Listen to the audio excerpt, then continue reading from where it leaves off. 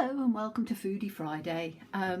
Today we're going to be doing a very simple tea time, supper time, simple dish using what you've got in your store cupboard. Now, a week or so ago I turned around and told you I bought this just cheap stuffing mix, sage and onion. It costs 45p for a box this size, which is 170 grams. Quite a big box actually. I could have probably done with smaller amounts. So we're using that, and we're using a tin of tuna. Now I buy my tuna in spring water because it's better for you. So spring water ideally, but if you have it in anything else, make sure you drain it. So we're going to make fish cakes, and what I've got already is some mashed potato and mashed sweet potato, and it's about a pound and a half when it's mashed up. So I would say 2 or 3 potatoes, that sort of size potato, and a sweet potato, you know, not a big one, about that sort of size. So we're going to put that into, let me just get my spoon. So we're going to put that into the mixing bowl. Now it's slightly warm. It's just been mashed with nothing in it because you don't want to have too much liquid or anything. I've made up the stuffing mix, but I've saved about 2 or 3 tablespoons, doesn't really matter, to basically coat the fish cakes as well. So this is sage and onion stuffing, and as I say, I've just mixed it up with water, nothing else, because I didn't want to have lots of butter or anything in it because it would make it too loose. I want a fairly stiff mixture, because if it's too loose it won't stay together when we're going to fry it. So this is a way of making things go a bit further. So if you're a big family and you want something to go further, if you mix up your stuffing mix, it will make it go further. So you can see I've got virtually, not quite, but virtually double what I had of the potatoes. So again, you know, potatoes were very inexpensive. They're now getting dearer and dearer. So this is just a cheap, quick, simple meal that is made to stretch. So, you know, I'm somebody who I've always made for family when the family were around. They've all grown up and left home now, as you know.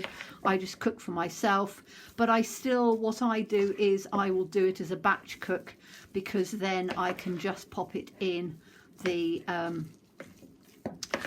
freezer. Okay, so I've mixed that a little bit, not a lot, and then I've got the tuna. So the tuna is like this. Now I want to break this tuna down a little bit. So I'm going to break it down with, you can do it with a spoon, you can do it with a fork. I just want to make sure that I've got little flakes, because I'm only using 1 tin of tuna. Now, if you want to use 2 tins of tuna, you can. It will make it a little richer. If you want to use fresh fish, you know, if you're somebody who lives near the sea and can pick up fresh fish very cheaply, and or you just want to have fresh fish, you can make fresh fish cakes. Smoked haddock is nice. Any tinned fish, as long as it's not in sort of, you know, tomato sauce or anything like that. So, you know, you could use sardines, you could use pilchards, again in just natural juice. You could use salmon.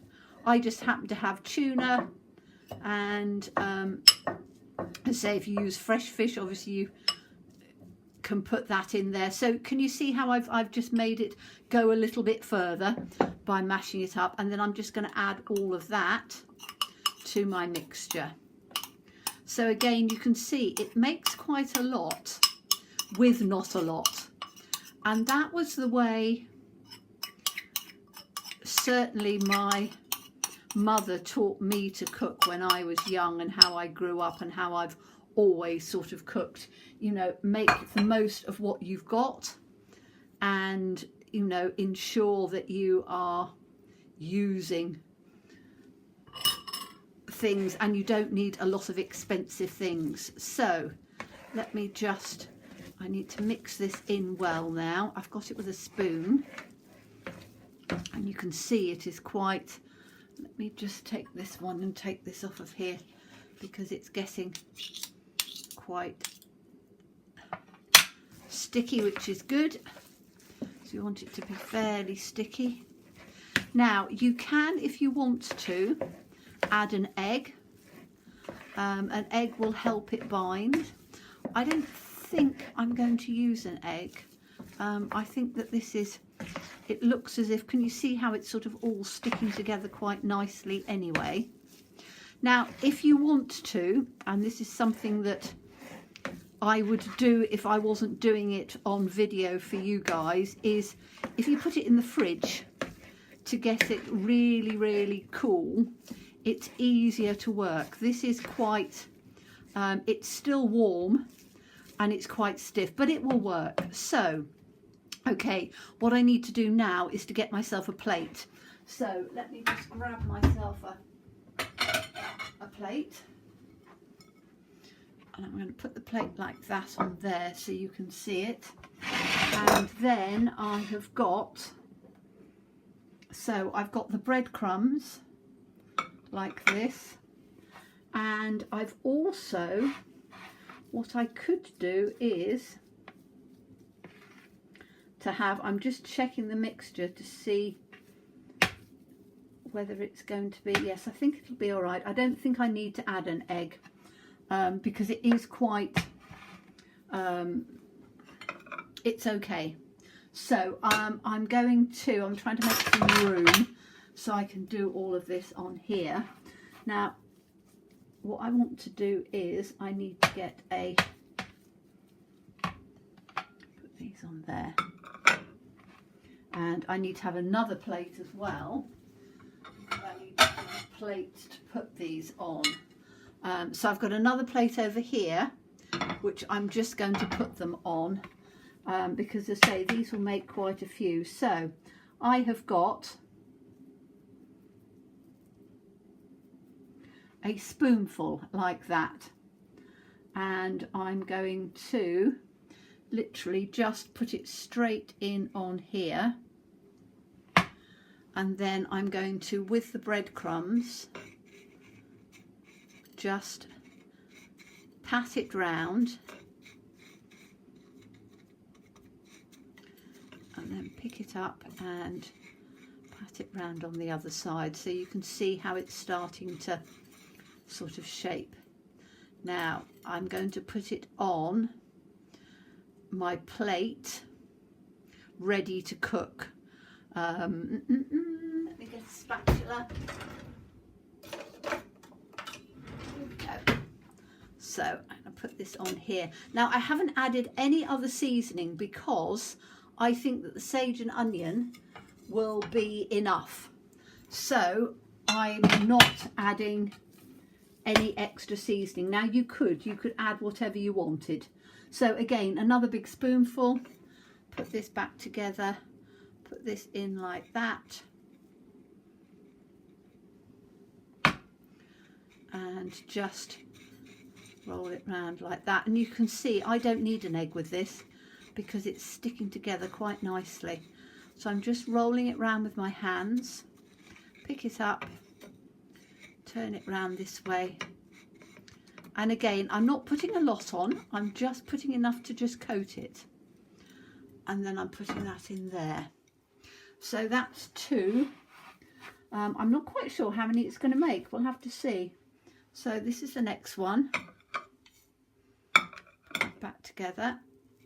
Again, put a big spoonful in. And that's why I like doing it on here, because it's with having the breadcrumbs underneath and putting it on a plate, it means you can pat it into a fish cake shape, and then you can just turn it round like this, pat it down, and you've got your fish cakes like that. Now, I'm going to carry on and do those, but I want to show you how you're going to fry one. So I'm going to fry one of them, so you've got an idea, and then I will carry on and do mine for supper, and I'll let you know in the description how many I make. I think I would probably be able to, so I've done 3 and I've still got that left, so 3, 4, 5, 6, 7, maybe 8, maybe 10. I don't know, we'll have to see. So that's my pan. I'm just going to wipe my hands and get them clean. I'm just going to turn my, I know it's a wok, but I don't have a frying pan. I do everything in my wok or my big pan. So I'm going to turn that on. And you can use whatever oil you want. As you know, I use olive oil. But what I need to do with the olive oil is to make sure that it heats up quite nicely. Okay, so while that's heating up, I can't really do anything because I can't put the thing on because you can't see it in the camera. But I'm going to just let this, it will only take a few seconds to get this oil hot, I think. Turn it up quite a bit. And then all we need to do is to fry it for about, everything is really cooked. So if you think you're, let's bring these in so you can see them. So everything is pretty well cooked. Your potatoes are cooked, your sweet potatoes are cooked, the salmon is tinned and is cooked. So all you're doing really is heating it through and making sure that the outside's nice and crispy. So I think we should be all right on here. Let me just grab one carefully. And as I say, you could put it in the freezer again. I'm going to put that in there, and I'm going to do 2 or 3, maybe 2 or 3. So we'll put them in like that.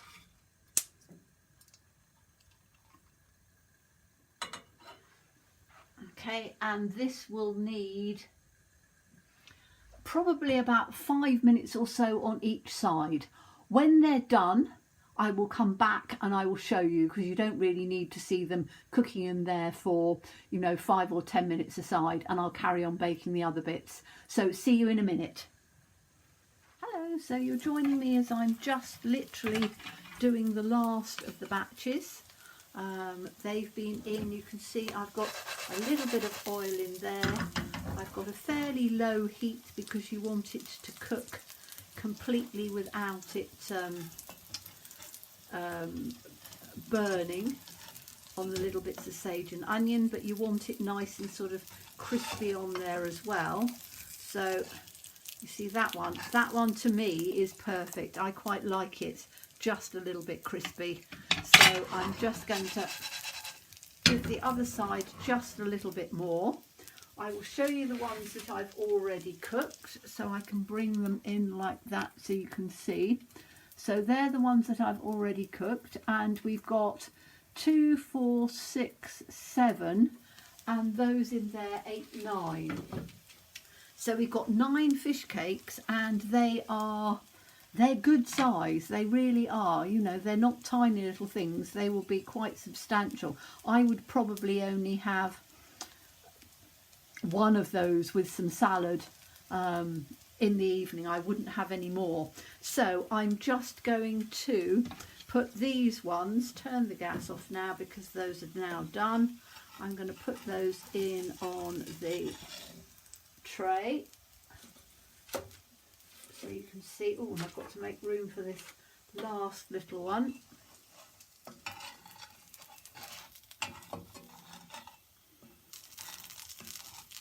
Take that out carefully. There we go. Right, and then I am going to just move this pan out of the way. That's going to be too hot to put it, but I can just bring them across so you can then see all of them. That's the one you can see. So you can do them as dark as you want.